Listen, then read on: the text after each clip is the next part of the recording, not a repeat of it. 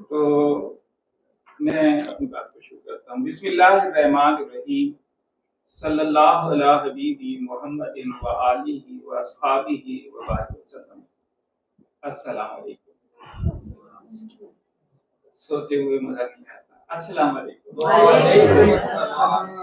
मुझे जो टॉपिक दिया गया है वो है चिकनगुनिया। हम सबसे पहले तो इसकी अलामात की बात कर लेते हैं। अच्छा, जब लफ्ज़ अलामात या सिम्टोलॉजी इस्तेमाल किया जाता है तो कुछ लोगों को ये एतराज़ होता है कि आप सिर्फ सिम्टम्स का इलाज करते हैं, डिजीज़ का नहीं करते।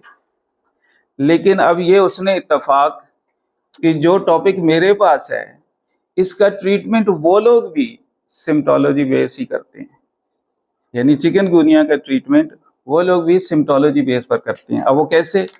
अगर हम इसकी अलामात पर गौर करें, इसकी सिम्टम्स पर गौर करें, इसकी निशानियों पर गौर करें, तो इसकी सबसे पहली जो निशानी है वो है फीवर।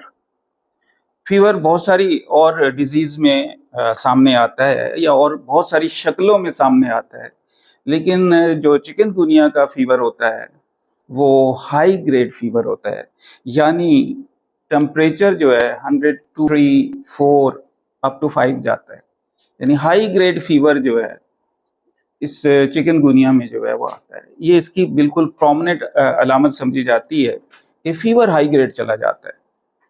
दूसरी जो इसकी सिम्टम्स है या दूसरी जो अलामत है, दूसरी जो निशानी है वो और ज़्यादा प्रोमिनेंट है, और वो ये है कि इसमें पेशेंट के जिस्म के अंदर शदीद दर्द होता है। ये दर्द उसके मसल्स में भी हो सकता है, उसके बोन्स में भी हो सकता है, और स्पेशली जॉइंट्स में पेन जो है वो अनबेयरेबल होता है। यानी चिकनगुनिया का जो दर्द है वो जोड़ों में शदीद होता है। इसके साथ ही साथ जहां ये दर्द कर रहा है स्पेशली जॉइंट्स पे, तो वहां ओडेमिक कंडीशन, स्वेलिंग, सूजन या वर्म भी आ जाता है। तो ये निशानी बनती चली जाती है कि चिकनगुनिया की तरफ पेशेंट जा रहा है।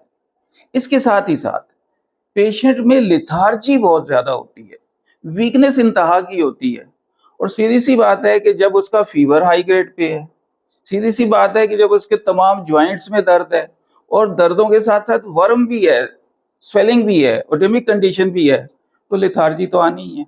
लेकिन इसमें लिथार्जी बहुत ज़्यादा होती है, यानी पेशेंट का उठना बैठना, हिलना जुलना आसान नहीं रहता। ये और बात के बाज़ कंडीशंस में, जबकि इस शुरू के फेज से, एक्यूट फेज से गुजर चुका होता है, तो कंडीशन थोड़ी चेंज होती है, लेकिन एक्यूट फेज में उसके लिए हिलना जुलना, चलना फिरना बहुत मुश्किल हो जाता है। ये पेन उसके सर में भी हो सकता है और शदीद होता है। पेशेंट कहता है कि डॉक्टर साहब, सर में दर्द तो पहले भी होता रहा है, लेकिन ये दर्द कोई अलग सा है। दिल चाहता था टकरे मारें, दिल चाहता था, शदीद दर्द था, मतलब सर का ये वाला जो दर्द था इंतहा दर्जे का, अनबेयरेबल, नाकाबिले बर्दाश्त जो है ये दर्द सर में हो रहा था। सर के साथ साथ ये गर्दन में भी आ सकता है, सर्वाइकल पेन भी हो सकता है, गर्दन में भी दर्द आ सकता है। गर्दन के साथ ही साथ आपके बैक पेन भी ये हो सकता है, स्पेशली लंबर पेन बहुत प्रोमिनेंट होता है, और लंबर पेन के साथ साथ टांगे तो पहले ही लपेट में आती हैं। लेग्स पेन जो है वो पहले ही सामने आ जाता है, लेग्स पेन शदीद होता है, और लेग्स में भी नी जॉइंट सबसे ज्यादा शदीद होता है, और दूसरा जो शदीद होता है वो फिर एंकल पेन होता है। उसके टखने में भी शदीद दर्द होता है, उसके घुटने में भी शदीद दर्द होता है, और इसी वजह से, इन दो दर्दों की वजह से ही लिथार्जी का बहुत ज्यादा गलबा होता है, वीकनेस का बहुत ज्यादा गलबा होता है। इन दर्दों के साथ ही साथ सम टाइम नोजिया फीलिंग आती है, उसमें उल्टी मतली का एहसास आ सकता है, और वो वजह यह है कि वर्म बाहर ही नहीं होता, इंटरनली भी वर्म की कैफियत बन जाती है, और उससे उसके अंदर वोमिटिंग का एहसास जो है वो पैदा हो जाता है। तो चिकनगुनिया की ये जाहिरन प्रोमिनेंट सिम्टम्स थी, और अब आप समझ तो गए होंगे कि चिकनगुनिया चिकन की वजह से होता है। अच्छा, लोग जाग रहे हैं, मैं यही देखना चाह रहा था कि लोग जाग रहे हैं या सो गए हैं। अच्छा, तयशुदा बात है कि ये जो नाम रखा गया है ना चिकनगुनिया, इसका चिकन से कोई ताल्लुक नहीं है, मुर्गी से कोई ताल्लुक नहीं है, मुर्गी की वजह से ये दर्द नहीं है।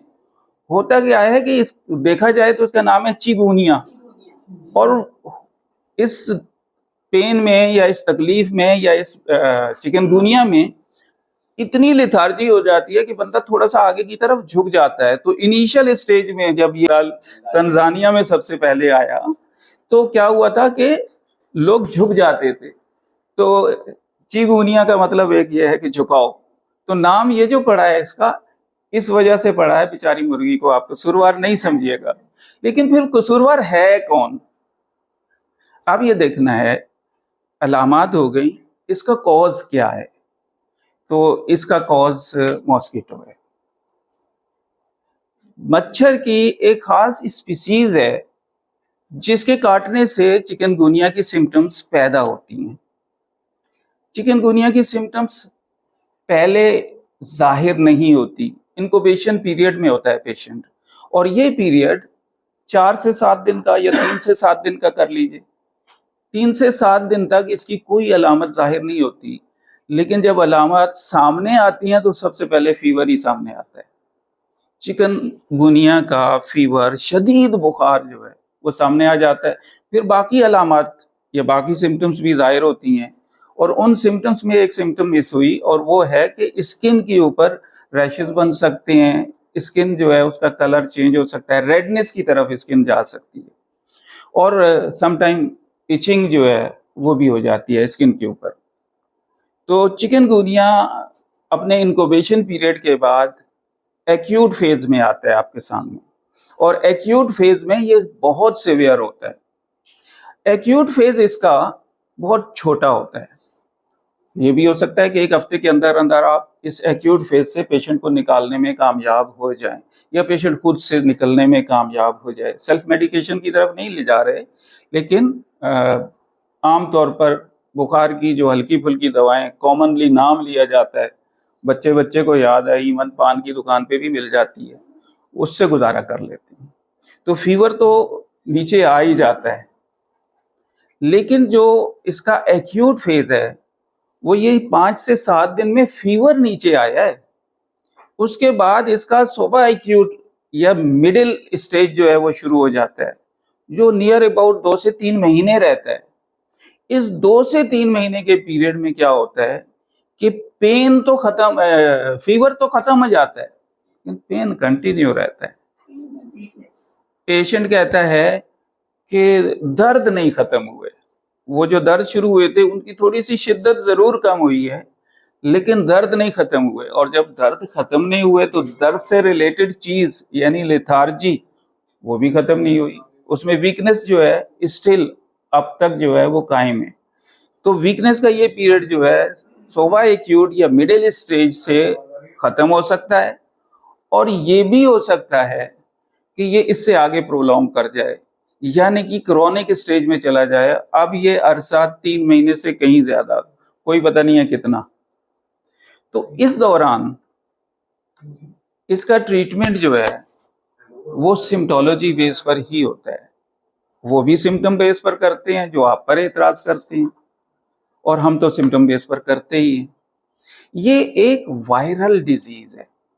अच्छा, डिजीज जो है वो बैक्टीरिया से हो सकती हैं, वायरस से हो सकती हैं, क्लाइमेट की चेंजेस से, कोई चीज़ खा लेने से, या मुख्तलिफ जगह तरीकों से हो सकती हैं। लेकिन जब वायरस की बात करते हैं, वायरस डिजीज की बात करते हैं, तो उनके यहाँ जो रफ यूज चीज़ है ना वो वहाँ यूज नहीं कर सकते, और जिसका नाम वो बड़े फख्र से लेते हैं, एंटीबायोटिक। वायरस डिजीज में एंटीबायोटिक वो भी नहीं दे सकते। ये दूसरी बात कि हमारे यहाँ क्या होता है, ये एक अलमिया है। लेकिन वायरस डिजीज जहाँ भी होगी वहाँ एंटीबायोटिक्स जो है वो अवॉइड की जाती है। वजह यह है कि अंदर एंटीजेंस पहले बन रहे हैं। आपने बाहर से भी एंटीबायोटिक दे दी तो उसकी लिथार्जी तो पहले मौजूद है, आप उसकी लिथार्जी को कहाँ पहुंचा देंगे? और अगर इस कदर वीकनेस हो गई तो पेशेंट के साथ आपने क्या सलूक किया? तो इसमें एंटीबायोटिक का इस्तेमाल जो है वो नहीं किया जाता। अच्छा, फिर क्या किया जाता है? अब ये जो फेज है जिसमें बुखार उतर चुका है, बुखार से पेशेंट निकल चुका है, अब वो सिर्फ पेन में है या वीकनेस में है, तो अब यहाँ जो दवाएं चलेंगी वो भी पेन या वीकनेस से रिलेटेड दवाएं ही चलेंगी। तो अगर ट्रीटमेंट पे बात कर लें तो जब फीवर होता है तो हमारे यहाँ एक रेमेडी को बहुत ही ज़्यादा प्रोमिनेंट समझा जाता है इस केस में, और वो है यूपिटोरियम पर्फ। ये बहुत बड़ी दवा है इस बुखार के लिए। यूपिटोरियम पर्फ बहुत बड़ी दवा है, फीवर को उतारती है और लिथार्जी को ख़त्म करती है, और बाकी जो सिम्टम्स आई हुई हैं यानी पेन की सिम्टम्स, उनको भी ये अकेली दवा कवर कर रही है। तो अगर हम चिकनगुनिया के नाम पर पहली कोई दवा नाम रखना चाहें तो वो है यूपिटोरियम पर्फ। लेकिन यूपिटोरियम पर्फ के सप्लीमेंट्री में और दवाएं दी जा सकती हैं। अच्छा, चूंकि सारे डॉक्टर्स बैठे हुए हैं तो सेल्फ मेडिकेशन का कॉन्सेप्ट यहाँ नहीं है, ये तो नॉलेज शेयरिंग की बात हो रही है, तो हम दवाओं का नाम यहाँ इजीली ले सकते हैं। तो यूपिटोरियम के सप्लीमेंट्री में अब आप आ जाएं सिम्टम्स पर। पेशेंट कहता है कि मेरे से तो हिला भी नहीं जाता, बस जी यही जी चाहता है दर्दों की वजह से कि बस एक जगह पड़ा रहूं। अगर मैं माइनर सी भी मूवमेंट करता हूं या करती हूं तो मेरे दर्दों में बहुत ज़्यादा इजाफा हो जाता है और मुझे दोबारा से जो है पहले से ज़्यादा रेस्ट लेना पड़ता है। तो मेरे लिए मूवमेंट करना जो है वो बहुत मुश्किल हो जाता है। तो आपके जहन में फौरी तौर पे दवा आ गई होगी, बाकी सिम्टम्स भी इसकी मिल जाती हैं उस वक्त। तो अगर मूवमेंट से तकलीफ बढ़ रही है, मोडेलिटी आपको रास्ता दे रही है और रिजल्ट्स भी मिलते हैं, तो अब आप ब्रायोनिया की सपोर्ट ले लीजिए, लेकिन यूपिटोरियम यहाँ भी चलेगी। अंदाज बदल जाएगा। आप फीवर के दौरान दे रहे थे तो रिपीट कर रहे थे फ्रीक्वेंटली, 2 घंटे बाद, 3 घंटे बाद, 4 घंटे बाद, जैसी आप नीड महसूस कर रहे थे आप रिपीट कर रहे थे। और यूपिटोरियम की पोटेंसी भी 30 नहीं 200 काम करती है, क्योंकि फीवर की शिद्दत ज़्यादा है, पेशेंट वीक है, पेशेंट को सपोर्ट चाहिए उस फीवर को ख़त्म करने के लिए। तो 200 पोटेंसी यूपिटोरियम की बहुत अच्छा रिजल्ट देती है। कुछ लोग पोटेंसी की जगह यूपिटोरियम को उस फेज में मदर टिंचर में भी इस्तेमाल करते हैं, लेकिन मदर टिंचर उस फेज में जबकि फीवर है और आप ऐसी चीज़ दें कि जिससे फीवर की सिम्टम्स प्रोड्यूस हो सकती हैं, तो अवॉइड करना बेहतर है। यानी कि आपको मदर टिंचर एक्यूट फेज में नहीं देनी है, स्पेशली जब फीवर एक्यूट फेज में है तो यूपिटोरियम मदर टिंचर में देने से अवॉइड कीजिए। 200 पोटेंसी बहुत अच्छी पोटेंसी है, सेफ साइड पोटेंसी है, और इसके साथ कंप्लीमेंट्री आपने ले ली है ब्रायोनिया। दूसरी बात ये हो सकती है कि पेशेंट ये कहता है कि डॉक्टर साहब अब तो लेट लेट के थक गए हैं, लेटने से तकलीफ बढ़ जाती है, अब तो दिल चाहता है कि थोड़ा बहुत हिला जुला जाए, मूव किया जाए, एक जगह से दूसरी जगह जाया जाए। और अगर पेशेंट एक जगह से दूसरी जगह जाने में अच्छा महसूस करता है, उसको मूवमेंट करने से अच्छा लगता है, तो सीधी सी बात है आपकी समझ में दवा तो आ गई होगी। क्या हो सकती है? कॉमन मेडिसिन रेस्टॉक्स है। तो उस वक्त आप रेस्टॉक्स देंगे, यहाँ भी आप यूपिटोरियम की सपोर्ट साथ रखेंगे, तो आप साथ रेस्टॉक्स मिलाइए, रिजल्ट्स बहुत अच्छे जो है वो हो जाएंगे। इसके साथ ही साथ ये दोनों दवाएं हो गई, लेकिन लिथार्जी जो है पेशेंट कहता है वो कवर नहीं हुई है, वीकनेस जो है वो कवर नहीं हुई है। तो आप वीकनेस किससे कवर करेंगे? आपके जहन में कोई एक दवा आती है जिससे वीकनेस कवर हो? अच्छा, चाइना जाहिर है हमारा बहुत अच्छा दोस्त है और चाइना का नाम तो फौरन जहन में आता है, आना भी चाहिए। चाइनम सेल्फ जो है वो टोटल इन सिम्टम्स को कवर कर रही है, लिथार्जी को कवर कर रही है, पेन को कवर कर रही है, वीकनेस को कवर कर रही है। तो आप सेफ साइड होके दे दें, चाइनम सेल्फ दे दें। चाइनम सेल्फ 30 में भी काम करती है और बहुत अच्छा काम करती है। अब चाइनम सेल्फ अपने साथ सपोर्ट भी मांगती है। सपोज के वीकनेस जो है चाइनम सेल्फ ने कवर तो कर ली है, एक जगह आके रुक गई है, सपोर्ट चाहिए उससे। तो अगर आप चाइनम सेल्फ की सपोर्ट में एसिड फास्ट कुछ लोगों के कान जरूर खड़े हुए होंगे, लेकिन एसिड फास्ट यहाँ मैं इस सेंस में बता रहा हूँ, एसिड फास्ट। और एसिड फास्ट की पोटेंसी 3x या 6c लिथार्जी में बहुत कमाल की है, इवन इन्फिनिटी में भी बहुत कमाल की ये पोटेंसी है, 3x या 6। तो एसिड फास्ट 3x या 6 में आप चाइनम सेल्फ के साथ दे दीजिए, आपको बहुत अच्छे रिजल्ट्स जो है वो मिल जाएंगे, लिथार्जी भी कवर हो जाएगी, उसकी बाकी कंप्लेंट्स भी कवर हो जाएंगी। तो यहाँ तक टॉपिक तो हो गया है कंप्लीट। कोई क्वेश्चन करना चाहें तो हाजिर हूँ। यूपिटोरियम बहुत अच्छे रिजल्ट्स देती ही देती है। अगर आपने यूपिटोरियम इस्तेमाल की, आप 200 पे तो पहुंच गए, लेकिन आप ये देख रहे हैं कि रिजल्ट्स मिले तो हैं, रुक गए, ठीक है। तो आप वहां पोटेंसी को ऊपर ले जाइए, पोटेंसी ऊपर ले जाइए, आपको रिजल्ट्स मिल जाएंगे। रूटा जो है ना, देखिए बोन के इंटरनल स्ट्रक्चर पे जो कंप्लेन है वो यूपिटोरियम की है। बोन के ऊपर एक माइनर सी कवरिंग है, अगर उस कवरिंग में तकलीफ आ गई है तो रूटा है, फिर वहां रूटा है, रूटा वहां बहुत बड़ी दवा बन जाएगी जी। और कोई? अच्छा, इमरान भाई पहले हाथ उठा रहे थे। सर मैंने तो क्वेश्चन आपसे करने थे, एक तो ये कि आपने बताया यूपिटोरियम पे देखिए एक क्वेश्चन बहुत अच्छा आया आप लोगों के लिए कि यूपिटोरियम जो है उसकी रिकमेंडेशन ये है कि मदर टिंचर दें या छोटी पोटेंसी दें। लो पोटेंसी की बात आ रही है, लेकिन मैंने कहा आपको 200 देनी है। क्लिनिकल एक्सपीरियंस मैंने वजाहत की कि जिस वक्त फीवर उसका शुरू हुआ है, आपने यूपिटोरियम मदर टिंचर में दे दी, मदर टिंचर भी प्रूविंग करती है। मैं ये कह रहा हूँ आप मेडिसिन को 3 घंटे 4 घंटे ही बाद होगा 2 घंटे बाद रिपीट करवाते हैं, आपने मेडिसिन यूपिटोरियम जो है मदर टिंचर रिपीट कराना शुरू कर दी। बुखार, यकीनन आपकी बात समझ में आ गई होगी, लॉजिक समझ में आ गई होगी कि उसमें रेजिस्टेंस पहले ही नहीं है, अब हमने मदर टिंचर दे दी तो फीवर शूट अप करेगा, और फीवर शूट अप इस अंदाज से कर जाएगा, एक उसकी ओरिजिनल डिजीज है और एक डिजीज आपने पैदा कर दी, अब वो भटकता फिरे। अब यही होगा कि 6 महीने हो गए जी, उसकी दर्दें नहीं गई, वो नहीं जाएंगी, वो होम्योपैथ से ही जाएंगी, लेकिन उस होम्योपैथ के पास जिसको ये पता हो कि ये दर्दें बड़ी कहाँ से थी। अनवर साहब कुछ कह रहे थे, प्लीज। अच्छा, अनवर साहब देखिए बड़ा दिलचस्प सवाल आया है। वो मैंने कहा था चिकनगुनिया जो है मुर्गी की वजह से है, मकसद ये था कि लोग जाग रहे हैं या सो रहे हैं। एक दफा तालियां बजाइए।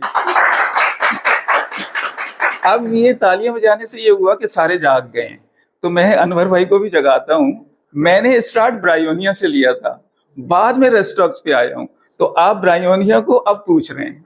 सारी रात बेचारा वो हीर रांझा सुनाता रहा, सुबह पूछ रहे हैं ये कौन थी, ये कौन था। मैं अपनी बात यहाँ मुकम्मल करता हूँ और क्वेश्चन आंसर को भी यहाँ रोक